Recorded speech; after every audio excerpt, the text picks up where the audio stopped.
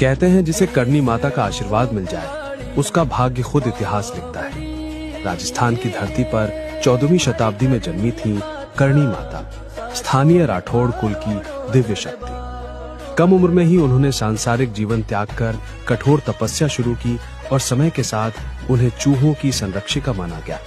करनी माता ने अपने पुत्र को जीवित करने हेतु यम से वर मांगा और यम ने वरदान दिया कि उनके वंश के लोग चूहों के रूप में फिर जन्म लेंगे। यही कारण है कि आज भी देशनोक के प्रसिद्ध मंदिर में हजारों काले सफेद चूहे काबा के रूप में पूजे जाते हैं, जिन्हें माता के स्वरूप का अंश माना जाता है। करनी माता ने न सिर्फ चमत्कारों से बल्कि राजपूत शासन को स्थिर करने में भी महत्वपूर्ण भूमिका निभाई और 1514 में जब वे समाधि के लिए गईं, तो मान्यता है कि वे दिव्य रूप से अदृश्य हो गई और आज तक उनके आशीर्वाद की अनुभूति वहीं जागृत मानी जाती है।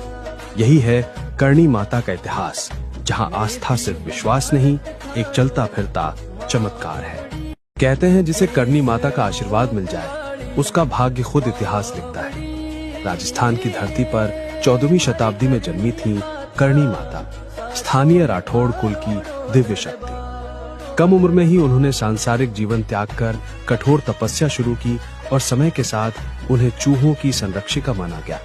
करनी माता ने अपने पुत्र को जीवित करने हेतु यम से वर मांगा और यम ने वरदान दिया कि उनके वंश के लोग चूहों के रूप में फिर जन्म लेंगे। यही कारण है कि आज भी देशनोक के प्रसिद्ध मंदिर में हजारों काले सफेद चूहे काबा के रूप में पूजे जाते हैं, जिन्हें माता के स्वरूप का अंश माना जाता है। करनी माता ने न सिर्फ चमत्कारों से बल्कि राजपूत शासन को स्थिर करने में भी महत्वपूर्ण भूमिका निभाई और 1514 में जब वे समाधि के लिए गईं, तो मान्यता है कि वे दिव्य रूप से अदृश्य हो गई और आज तक उनके आशीर्वाद की अनुभूति वहीं जागृत मानी जाती है।